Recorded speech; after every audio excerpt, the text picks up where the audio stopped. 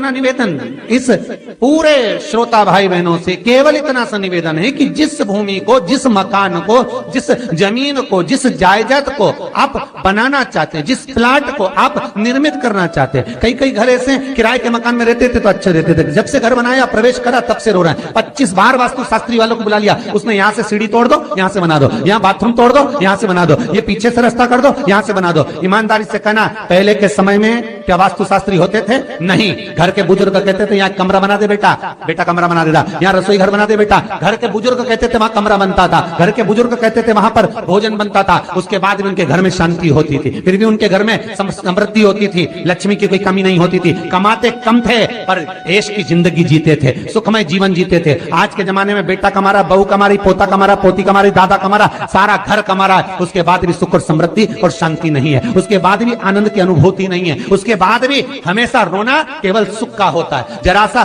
घर में 4 लोग रह रहे हैं पर चारों के मुंह भगोने जैसे रहते हैं, एक तपेले जैसा मुंह, एक भगोने जैसा मुंह, एक थाली जैसा मुंह, एक बल्टोई जैसा मुंह, सब कोई बोलने को तैयार नहीं, क्योंकि जब जब बोले तो बर्तन की आवाज आए तो बोलेगी। एक माँ बैठी टीवी के सामने, एक माँ बैठी, एक सोफे पे बैठा, बोले ही नहीं आपस में। वो सुख गया का महाराज।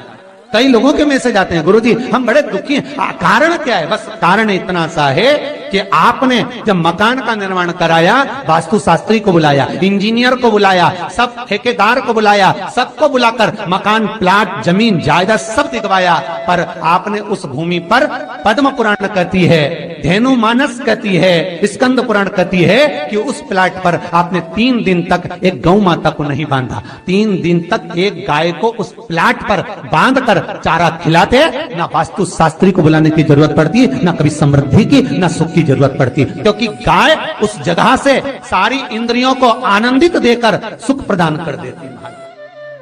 उस जगह के सारी रोग, बीमारी, कष्ट, तकलीफ, दुख को गौ माता खींच ले।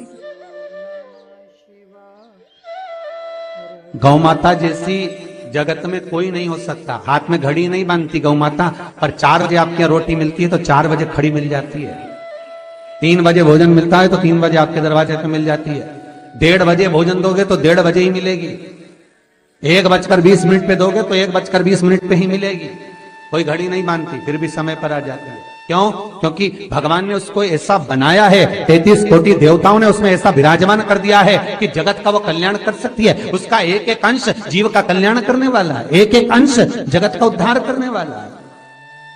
पर हम ये आज के युग में हम उसको भूल गए। आज के युग में हम ये सोचते हैं कि हम वास्तु शास्त्री को बुला लें, वो ये बता दे, हमने ये फ्लैट बनाया, हमने ये मकान बनाया, इसकी छत कैसी, इसका कमरा कैसा, वो बता देगा, सब कुछ बता देगा। उसके बाद भी लोगों को क्या सुख नहीं, उसके बाद भी शांति। फिर चलो तो चलो किसी बाबा जोगी क्या पहुंच गए जो ऐसा घूम घूम के बताता, और उसके यहाँ जाकर पूछ लिया, बताओ बाबा जी हमारे घर में शांति नहीं, तो बाबा जी एक ही बात बोले, तेरे ही घर का है जिसने कुछ कर दिया। अब इसको याद आया 15 दिन पहले मेरी जेठानी से